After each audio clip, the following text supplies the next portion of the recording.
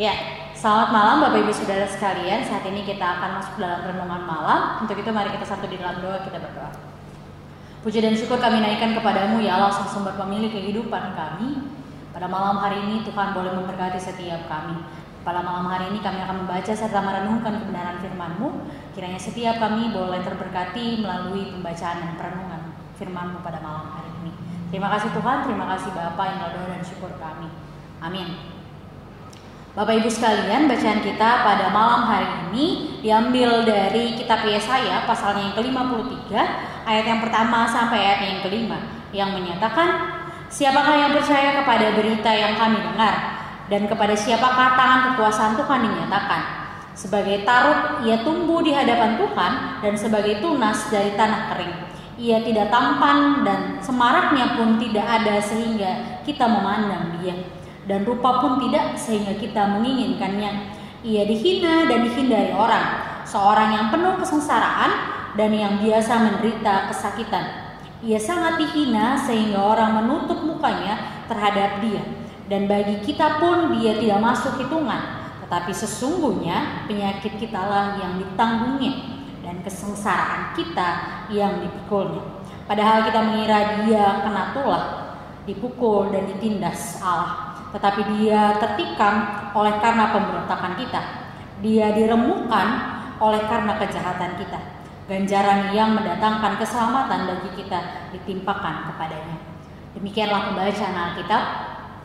Berbahagialah setiap kita yang tidak hanya membaca firman Tuhan, tetapi juga melakukannya dalam setiap langkah kehidupan beriman kita. Haleluya. Bapak Ibu Saudara sekalian, apa yang kita bayangkan ketika kita melihat gambar ini? Ya, tentu saja rasa pilu, sedih. Yesus sebagai sosok juru selamat yang telah menanggung dosa dan kesakitan dan juga kesalahan kita harus sedemikian menderita atas berbagai pelanggaran yang kita lakukan. Bagi sebagian besar kita yang telah menonton film The Passion of the Christ, tentu telah mendapat sedikit gambaran secara visual tentang penderitaan yang dialami Yesus. Bacaan kita pada malam hari ini dari kitab Yesaya pasal yang ke-53 ayat yang pertama sampai ayat yang kelima merupakan nubuatan dari Nabi Yesaya yang dikaitkan dengan kehadiran Mesias kelak. Ayat ketiga sampai ayat yang kelima ini menuliskan dengan rinci penderitaan yang dialami oleh seorang Mesias ini. Oleh sebab itu nubuatan ini hadir bagi umat Israel pada masa pembuangan di Babel, untuk kemudian memberi semangat, memberi penghiburan bagi orang-orang di Babel yang mengalami pembuangan. Mereka menderita, tapi ada pengharapan dari nubuatan Nabi Yesaya ini bahwa kelak akan ada Mesias yang kemudian ikut menderita, ikut merasakan kesakitan yang dialami oleh bangsa Israel pada saat berada dalam pembuangan. Mesias ini hadir untuk rela berkorban bagi umat Israel, seperti yang digambarkan pada bacaan kita pada malam hari ini. Nah, Bapak Ibu Saudara sekalian, bagi setiap kita umat Tuhan yang hadir saat ini, apa yang dapat atau perlu kita pelajari? Yaitu bahwa kehadiran Tuhan sebagai pemimpin umat memberikan kita senantiasa semangat untuk terus bertahan meskipun kita mengalami berbagai pergumulan, penderitaan sekalipun. Di tengah pandemi contohnya saat ini banyak pergumulan, penderitaan yang sebagian besar tentu kita alami. Baik itu kehilangan pekerjaan, kehilangan orang yang kita kasihi, atau hingga saat ini kita masih berjuang untuk terus bertahan melewati hari demi hari dengan kondisi yang mungkin tidak baik.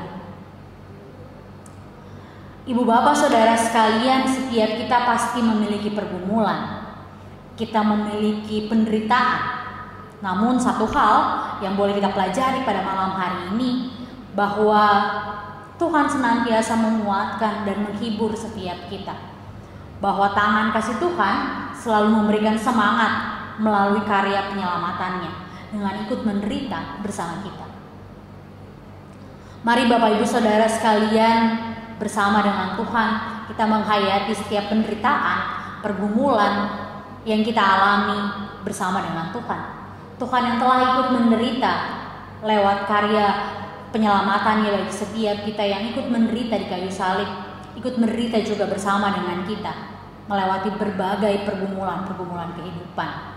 Tuhan sudah begitu rupa menyelamatkan, menanggung dosa kita, maka setiap kita juga diajak untuk senantiasa bersyukur atas apa yang sudah Tuhan lakukan lewat kehidupan yang senantiasa memberikan semangat bagi orang-orang di sekitar kita dalam menghadapi berbagai pergumulan, berbagai penderitaan dalam hidup. Oleh sebab itu, terus andalkan Tuhan dan bawa segala pergumulan kita kepadanya, karena Tuhan adalah Tuhan yang hidup menderita bersama dengan kita. Tuhan memberkati setiap kita. Amin. Bapak Ibu Saudara sekalian, kita akan berdoa. Mari kita satu di dalam doa. Tuhan yang baik, terima kasih untuk firman-Mu pada malam hari ini yang boleh mengajarkan kami untuk senantiasa mengandalkan Tuhan dalam setiap langkah kehidupan beriman kami. Tuhan yang telah hidup menderita melalui karya penyelamatan di kayu salib telah mengajarkan setiap kami, meskipun berada dalam pergumulan dan penderitaan sekalipun, kami senantiasa mengandalkan Tuhan dan juga menjadi penyemangat bagi orang-orang di sekitar kami.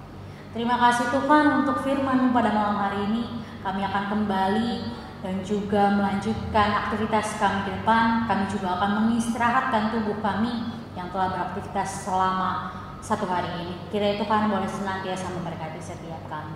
Inilah doa dan syukur kami ya Allah yang kami panjatkan hanya di dalam nama anak-Mu yang terkasih, Tuhan kami Yesus Kristus, Tuhan yang adalah juru selamat kami. Hidup kami berdoa. Amin.